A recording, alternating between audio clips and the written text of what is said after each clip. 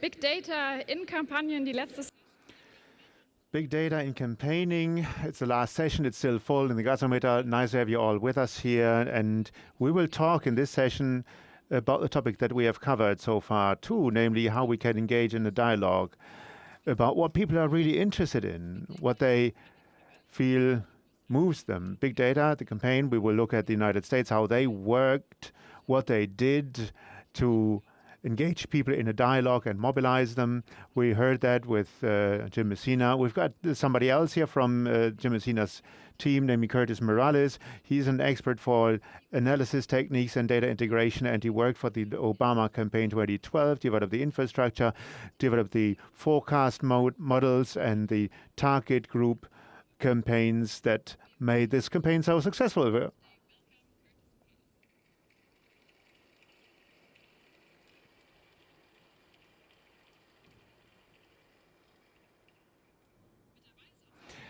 We also have with us Sara Schlote. Some of you might have seen her already in the session with Jan Larsson. She's a member of the board of the party, and she also works in the neighborhood campaign.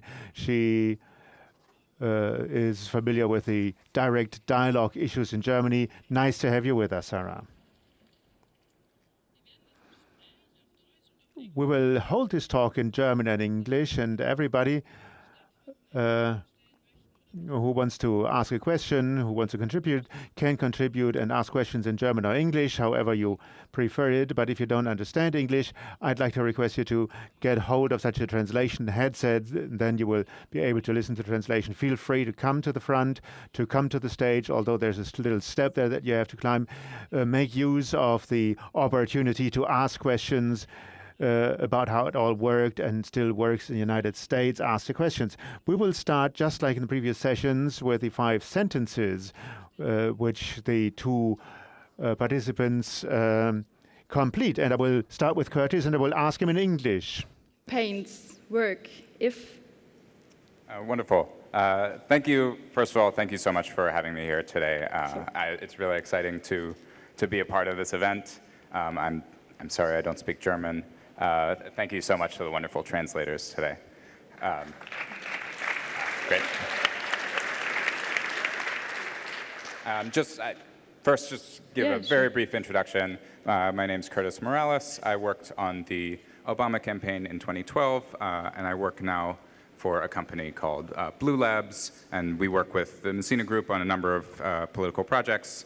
I am a computer scientist by education, but I've worked in the analytics team of the Obama campaign in 2012, and my company now focuses on analytics for various political campaigns around the US and internationally.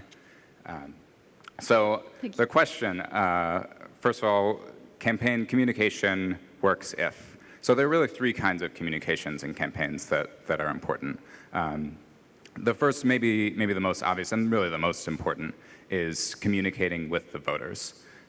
And what we made the focus of the Obama campaign, and what we try to emphasize in every campaign, is that a campaign is fundamentally about talking to voters.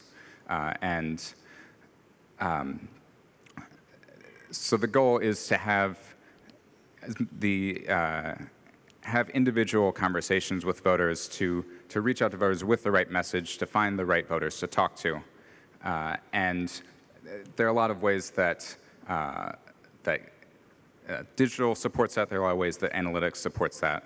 And so the fundamental first thing we need to do is reach out to the voters with the right message. The second kind of communication is communication with the people who are doing the work on the ground. So that's the volunteers and the field workers. So the most important thing there is to make sure that people are motivated and are excited to participate in a campaign, because working campaigns is hard. It can be scary going door to door. A lot of people, in the U.S. or around the world, when they're going door to door or making phone calls or standing at an info stand or any way you're connecting to voters, it might be the first time you've ever tried to go and talk to strangers about politics. And so it's important that we find ways to motivate your volunteers to support them and give them the kinds of training and sort of teach them how to do it. One of the best things I think that we did in the 2012 campaign is that every week Jim would get on a conference call, and every field organizer in the country could call in, and he would get on there and talk about what we were doing this week, how we were talking to voters, why we were trying to reach them with this particular message, and even more than that, why are we doing this whole thing in the first place? Reminding them that campaigns matter, that elections matter, and the work you do is hard, but it really is important. And it's important that every week Jim sort of reinforced that message and continued to remind the volunteers that what they did was important, and to hope to inspire them and to support them. The third kind of communication that is especially important in my work is communication with the politicians and the political leadership. Analytics can mean a lot of different things to different people, and it's not always clear exactly what it is that we're doing. My team spends time looking at data, looking at numbers, trying to make some sense of it, and then deciding, well, I think the best way to reach out to these voters is to go to this neighborhood, or the best message is this message. But it's not enough just to go to the political leadership and say, well, we've looked at the numbers and this is what you should do. It's really important to put it in terms that people can understand, to put it in terms that relates to what the leaders care about, and to reinforce that analytics can work, that it makes a difference, to show that, well, we did this approach and we knew to do this because we did the analysis, and now we've shown that we've had this much impact, and we've got this many more votes, or we've raised this much more money, or we've recruited this many more volunteers because of what we did.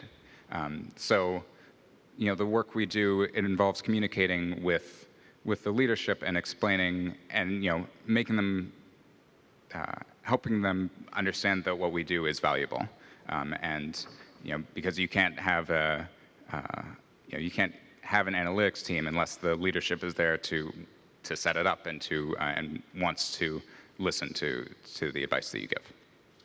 Thank you. Ich gehe auf das einzige deutsche Wort ein, was gerade benutzt hat, nämlich Infostand, und nehme den nächsten Satz für... I would just use the next term, Infostand, and my question goes to Sara. Without volunteers, a campaign is, and you please complete, it is worthless and cannot be successful. Volunteers are the very core of a campaign, and I also believe that we cannot win elections if we only had one TV commercial with public broadcasters and use big billboards. Now, we need people who get committed on a voluntary basis, and in contrast to the United States, people here not only get active 3 months before the campaign, but for 4 years. They are committed towards improving the politics on the local level. And this is the source that we can harness, that we can tap in. Well, the volunteers basically has been translated from English into German, but these are our members, our party members, who get committed every day, every single day, and who reach out to the street, who reach out to our voters, and who persuade them, convince them. And I believe that has been made very clear by Jim Messima today, and later on by Jan Larsson. If we all are convinced of the vision for why it is important to win this election, and bring this vision down to the road, and manage to convince their friends and party, their rather family members, of this idea, and convince them to vote for the SPD, then we have already made a very important step.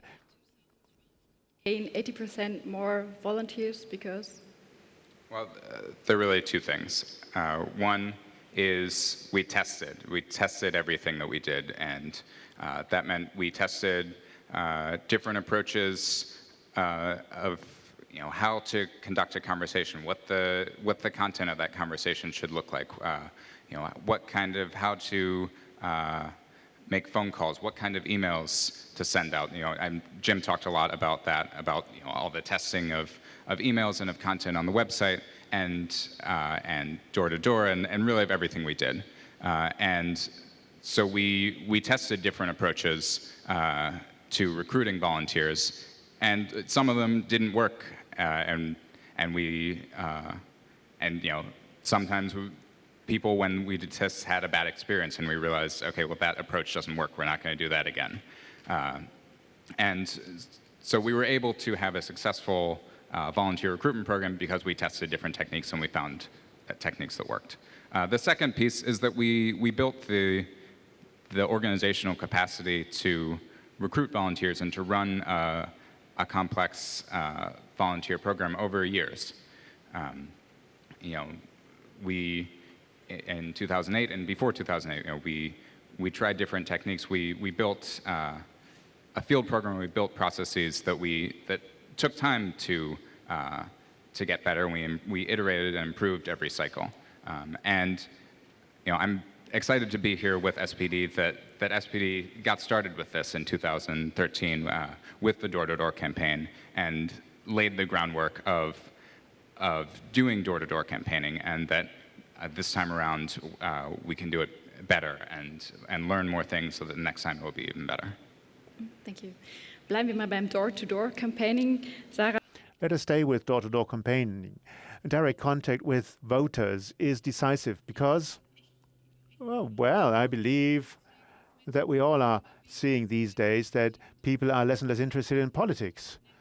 There's, something that I would like to call politics fatigue. Many people read a lot of newspapers every day. They watch news shows.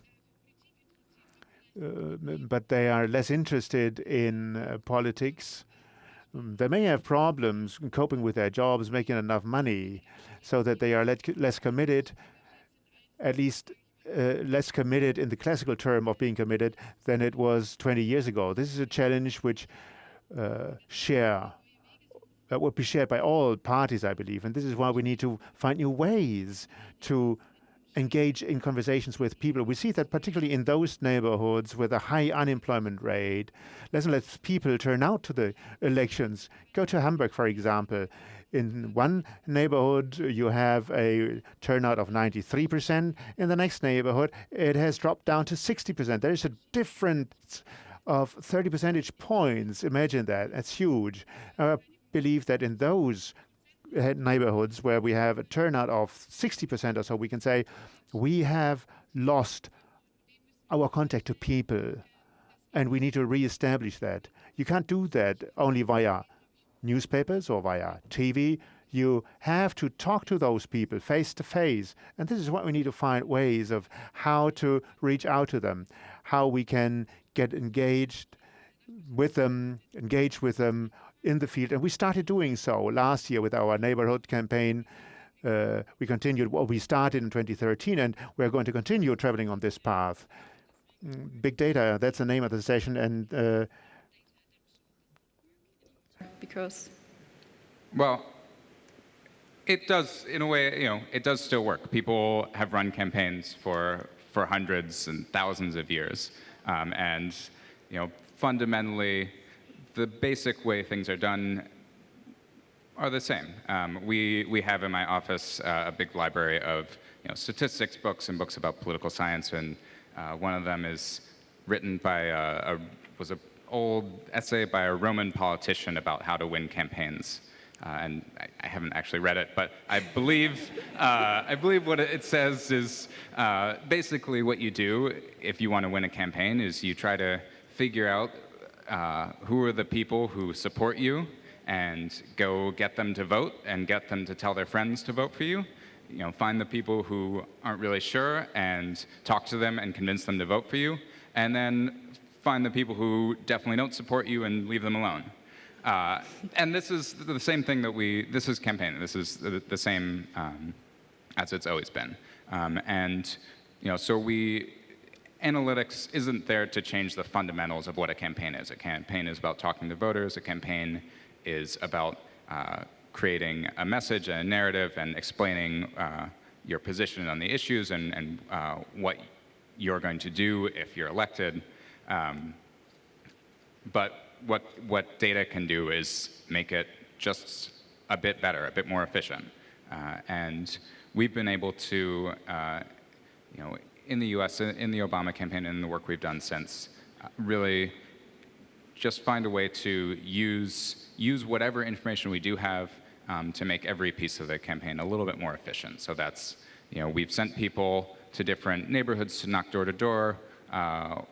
Where are they being successful? Where are they not being successful? What places are the best places to go to? We know that people, we know we're going to buy a bunch of ads on TV and radio. Where's the best place to put them? And let's see if we can use data to make it a little bit more precise. Because at the basic level, we know the basics of what we want to do, but we can make it everything just a little bit more precise if we take the information that we have and use it to feed back into the decisions that we make. Thank you for this introduction. Well, it's a fish bowl, what we want to do, so please come forward if you want to participate in the discussion, either in English or in German, as you want to do it. As I said at the beginning, nobody dares to come forward. Oh, there's somebody who wants to speak. Hello? My name is Stefan. I'm going to continue in English because my question is actually in English. So first of all, thank you, Curtis, for being here and helping us. So my question is very simple. So my understanding is that you guys have been contracted as consultants in the path of the election to 2017. So just very quickly, given the differences in data protection and other cultural differences, which we heard a lot today, what do you think, which technologies or which means are going to be like the main driver to gather information and actually to make a campaign more efficient? Yeah, that's a great question. I think that's sort of the obvious question. And then, not to, it's a good question. But that's the one that comes to mind right away. What are data protection law in Germany is very strict, and it's very different from the U.S. And there are things that we did in the U.S. that we know we can't do exactly the same things here.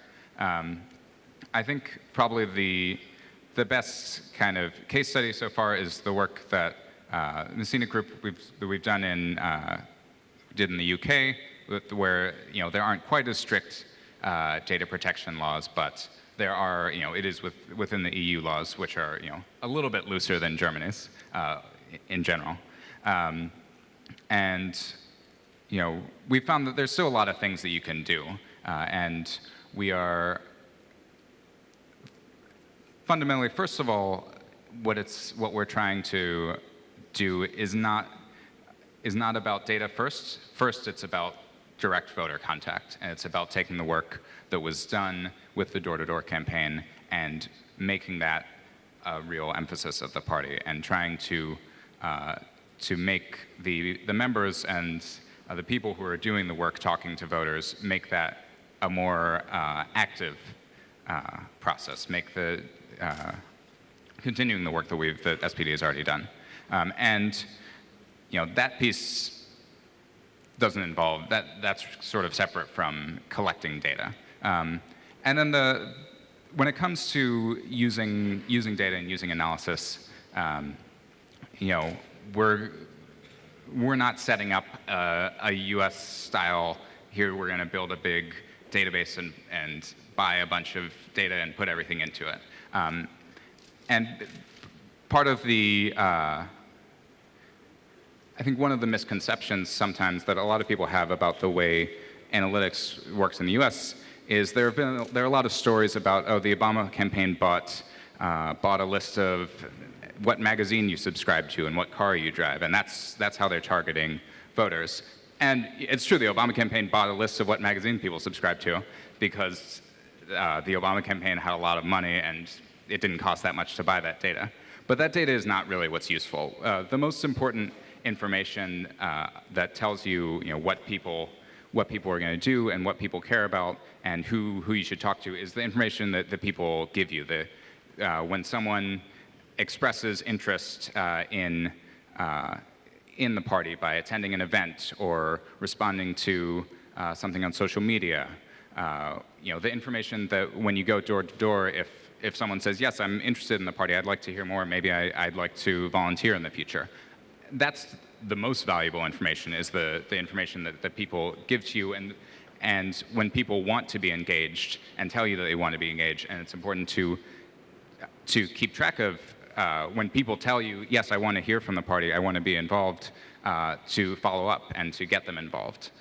So what this is about, first of all, is about engaging with people who want to be engaged, and making sure that we're active and we're following up with people who want to be involved. And it's important every step of the way that we're very careful about the data protection law, and that we make sure that that we don't ask any information without without telling people what we're going to do with it, and saying, asking, do you want to share this information with us?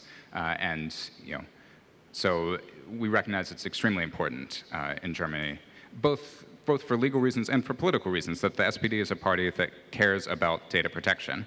And we don't want the SPD to betray its values about protecting people's data. So sort of a lengthy answer, but... Okay. Yeah, just to be precise, because I'm very interested, as everyone in this room. So, the first task would be then, or the first thing which you do is more or less like set up a dashboard sort of thing for Germany. I don't know if I don't know if really exactly what kind of technology is. I think that's really sort of a continuing discussion that SPD is having internally about what's the right way to do it. I think that's sort of an implementation question, and we're here mostly to push at a sort of more conceptual level. We want you to be doing direct voter contact. We want you to follow up with people who are interested, and we want you to keep track of when you go send volunteers to an area. Keep track of what works and what doesn't, and try different techniques and continue the techniques that work, and stop doing the ones that don't work. But I think the implementation, exactly what are the exact tool that SPD needs to build, is sort of a conversation that the party needs to have. Thank you. Komm ruhig nach vorne. Thank you. Come forward, please. Hello. I'm from Cologne. My question is exactly about data analyzing and communicating what the data tells us. In all over the world, also here in Germany, we're already able to collect really lot of data about people that we haven't even met yet. And we can say a lot of things with the data we collect. So my question is, the first thing, how do you as analyzer know what to analyze exactly, and how the effect will be if we do the thing that you tells us?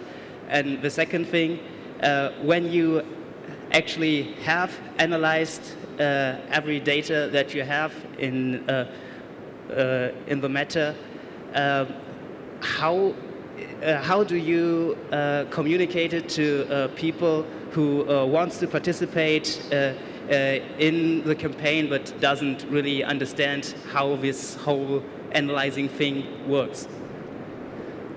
Okay, so there are a couple pieces there. Let me make sure I respond to everything. So the first is, how do you decide what data to put into the analysis you're building? And that's I could give maybe a more complex answer, but let's see if I can give an answer that makes sense and that's fairly brief. I think what we do a lot of, and what we did a lot of on the Obama campaign, and that we do in a lot of campaigns in the U.S. is we kind of the fundamental analytics piece that we build is like an individual level model. And so that was sort of the fundamental piece of the Obama campaign is we take a look at a big group of people, we do a survey, we ask them, do you support this candidate, do you support that candidate? And then we have other information, we ask them other information where we see how which bits of information which bits of data make you more likely to support or not support. And yeah, potentially you might have 1 million data points and you have to pick out, you can't run your regression, your statistical regression with 1 million data points because you don't have the computer power to do it.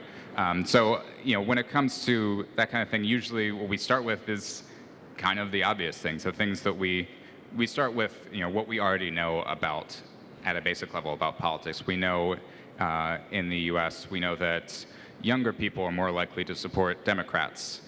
We know that people who live in urban areas are more likely to support Democrats. So we take all the data points that we have a pretty good sense of that this is relevant, and maybe we don't bother to look at whether you subscribe to a golf magazine.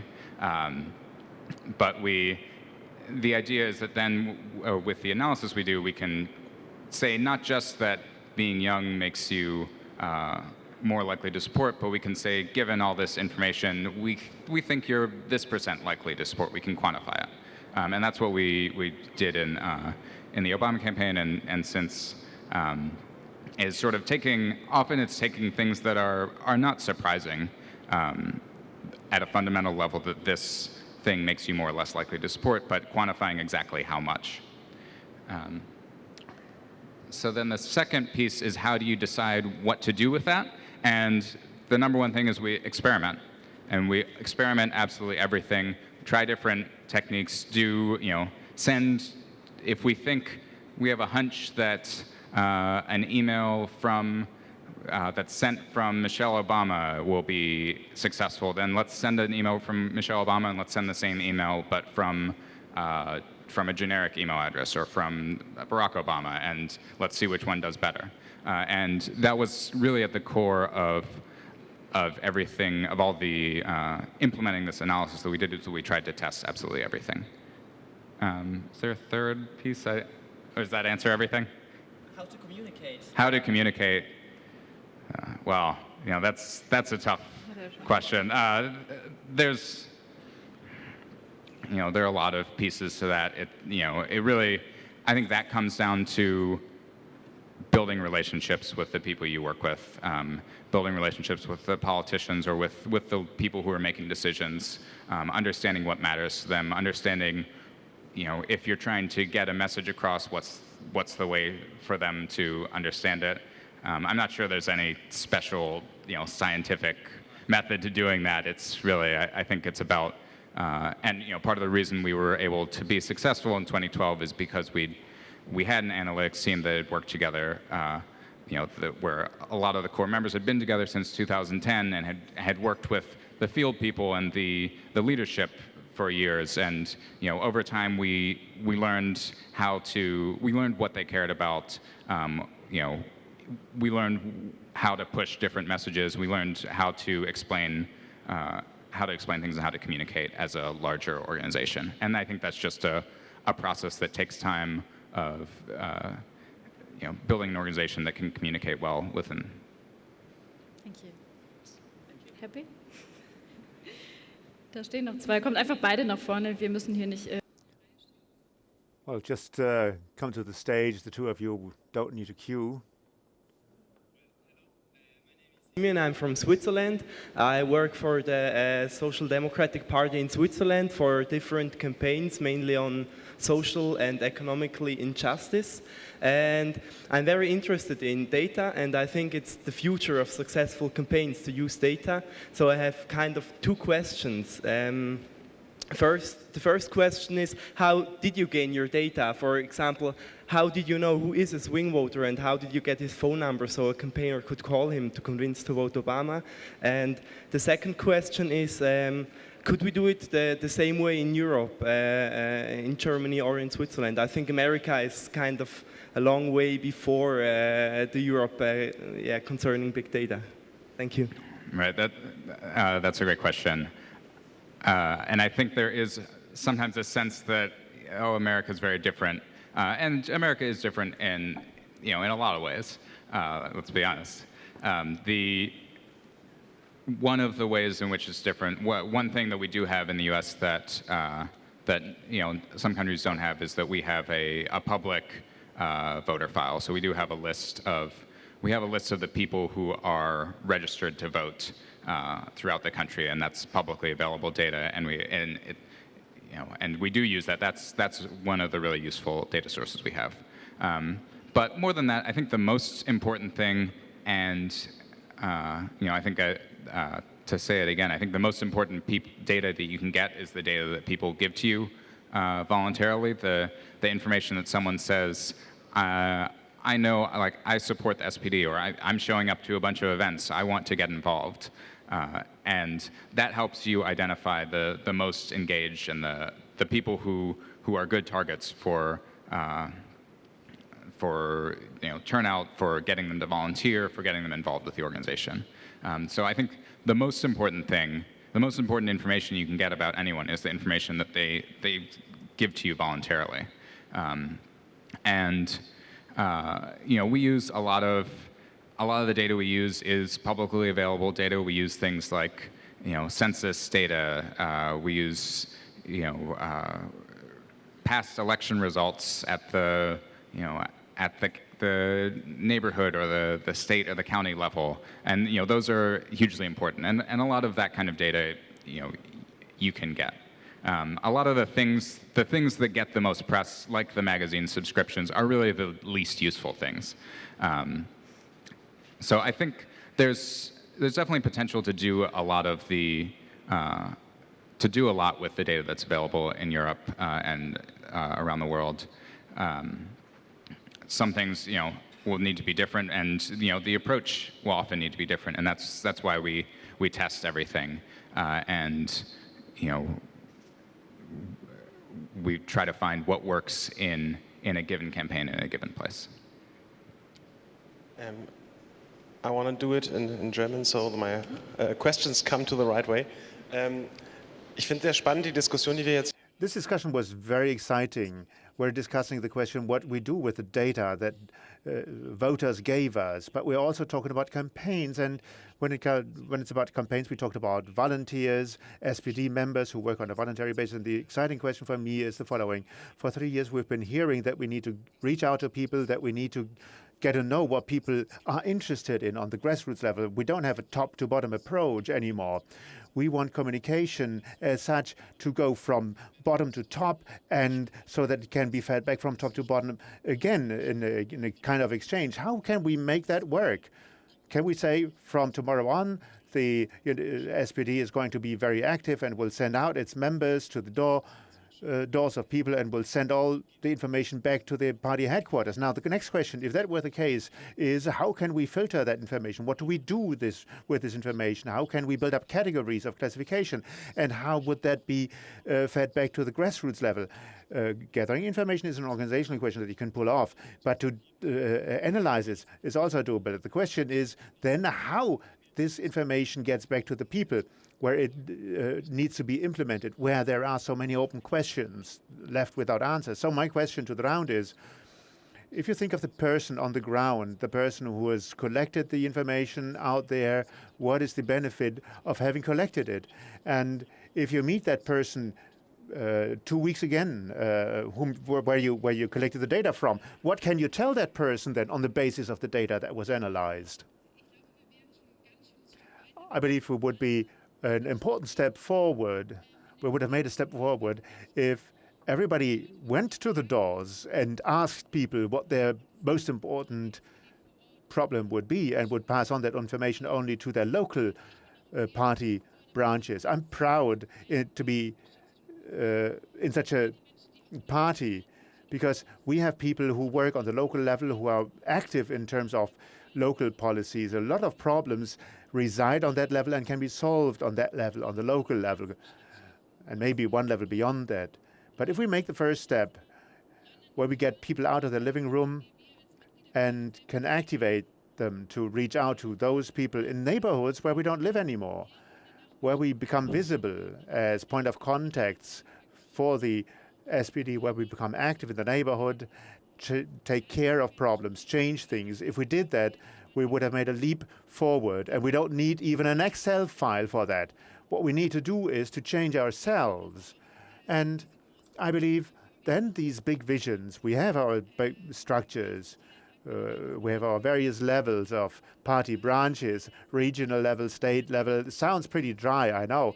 It's not such a great convention like those conventions where the candidates for presidency are nominated. But if I feel that I've got a problem where I live, I can write an application, I can write a motion, and this motion can then be discussed on the party convention. Probably it doesn't work always, but we offer this opportunity to bring in our emotions. So there are a lot of opportunities out there which do not require a technological revolution. It is a change in our minds where we start talking to people again who are not just like we are. This is a kind of change that needs to happen, and that needs to be translated into policies. And once we've done that, we have achieved a lot. And what comes beyond that, well, let's wait and see. I need to become more concrete. I'm talking about that feedback channel.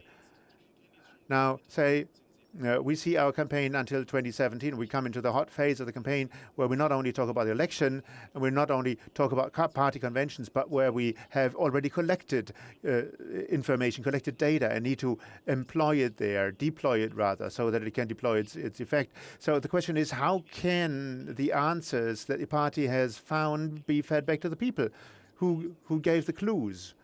The SPD is a popular movement, and that's what the party has been living on. For the last 20 years, it hasn't received any answers, but since 2009, things have changed. Ever since the SPD tried to install such a feedback channel that goes back to the grassroots level, and 2017 shall be the big attempt to get that into motion. But how can it work? That's the question. How can we work in this communication channel, in this feedback channel? How can we communicate to the grassroots? Answer. Well, the communication channel has become more simple and more effective through emails, through our contribute to the SPD channel. And one thing that I described was it is a legitimate cause, because feeding back information always means that when people have contributed in the door-to-door campaign, they would write emails. Does that really change policies? It is important. But we had our Contribute platform in 2013, where we enabled people to have an exchange about their own election campaign experiences. And then we have our campaign managers in the party headquarters who took notice of everything that got discussed there and could identify those topics that what might be worth to be tackled on a state level. Information they get, for example, at the door-to-door visit, so they get information from people, and then it gets back to the election campaigning headquarters. So what they are doing there. Yeah, and again, it's something that takes time to build that. I'm sorry I don't have a more concrete answer, but I think it takes time, and I hope this event is a big step toward building awareness that SPD wants to do more of the direct voter contact, wants to collect the information from going door to door. It wants to use this information at the top and at every level of the party to better inform the decisions the party's making and the way the SP does campaigning. I think it's a process that's going to take time. It took time in the U.S. and it won't happen overnight that the communication flows all the way perfectly up and down. I think it's really important to be thinking about that and to continue to build toward that in the future. But I'm not sure there's a concrete answer just yet of exactly how to make it work. So it's a hard problem. The infrastructure. Thank you. Hi, my name is Jem. I'm from Neuss, and I have a question for English-speaking guest. Actually, it's plain and simple.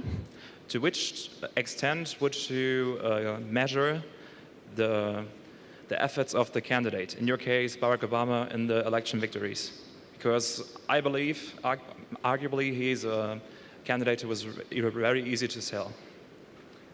Yeah, it's true.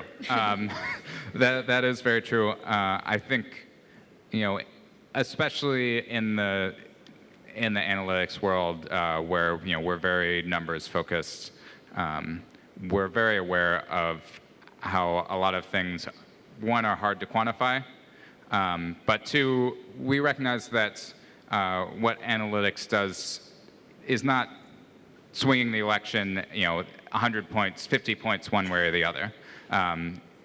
Who the candidate is, what the message is, how that message is presented, that's still what the election is about. And analytics, certainly in the U.S., where people are extremely polarized, you've got 95% of the people sometimes in an election have their mind made up from day one. What the campaign is there to do is to try to move that 5%. If sometimes we've done work on smaller races where we know we're not going to win. And that's the reality. We do look at we look at the numbers, and one of the things we try to do in analytics is be realistic. So we know that sometimes we're not going to make the difference, and what we're there for is to build capacity for the future, to do smarter campaigning throughout democratic politics and throughout the U.S. And that building capacity for the future matters. But the candidate matters so much, and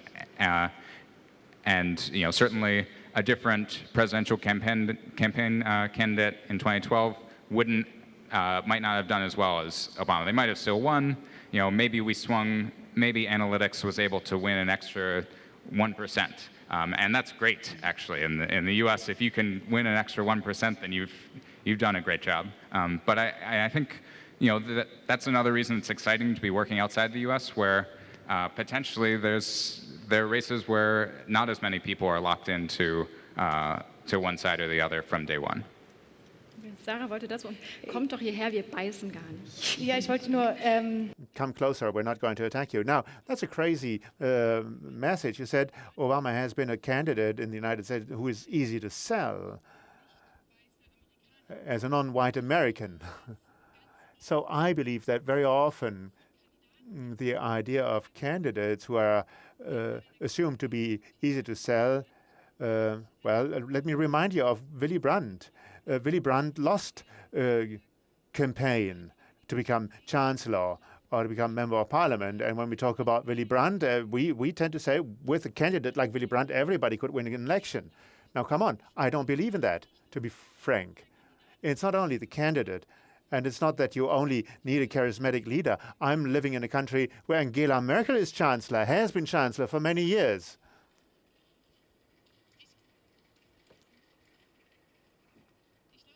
I believe what you really need is to have a shared vision, that a party has a shared vision who says, this is why we want to win the election, that's our future, this is where we're going towards.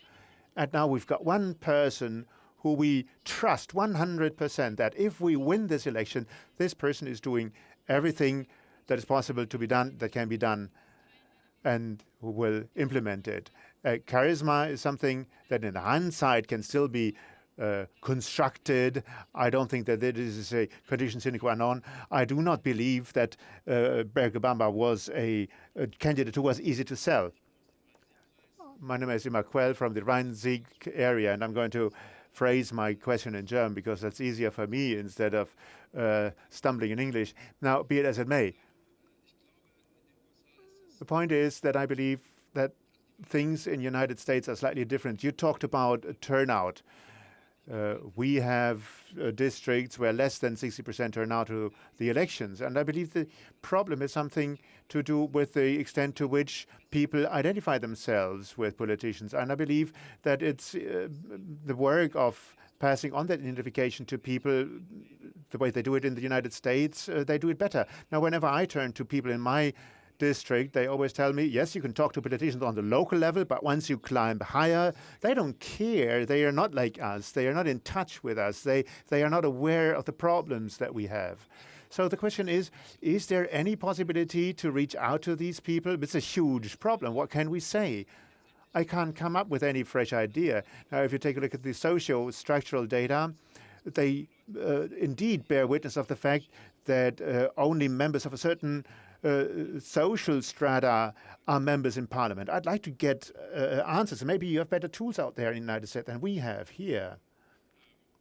Well, I think I have to disagree, at least that things are different in the U.S., because I think everything you said applies just as much in the U.S. People, a lot of people, you talk to them, they're disengaged. They say, well, it doesn't matter. They say, well, everyone who's elected is upper class. We have lots of districts where we would be thrilled to have 60% turnout. And so I think actually that's a place where 100% we see the exact same problems in the US. And I think if we can motivate people in the US, we're also, we have the exact same problems of motivation, of engagement, of inequality. If it can work in the U.S., I think it can work just about anywhere. And one other thing that really I think was a new experience for me in Germany is seeing the engagement in political parties. Now I know party membership has been in decline, but the level of engagement that party members do have with parties, especially with the SPD in Germany, is incredible to me as an American.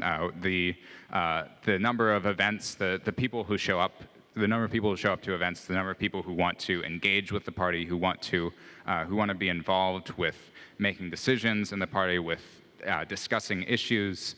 I went last time I was here. I went on. I took a vacation. I went to the western part of Germany, and I went to Bad Dürkheim, where there was an event. It was a mayoral race, and there was an event that they were hosting. It was a Saturday night, and there must have been 100, 200 people there, and I've never seen anything like that in the U.S. For a small town mayoral race. And I think so there's really great potential in Germany to really engage party members in a way that we don't have that kind of organizational capacity in the US. Thank you. So thank you, Curtis, for answering all these questions, and thank you for giving us insights on how election campaigning is working in the US and how we can use data. Thank you for being with us, Curtis, Morales, Sara, Schlote. Thank you so much.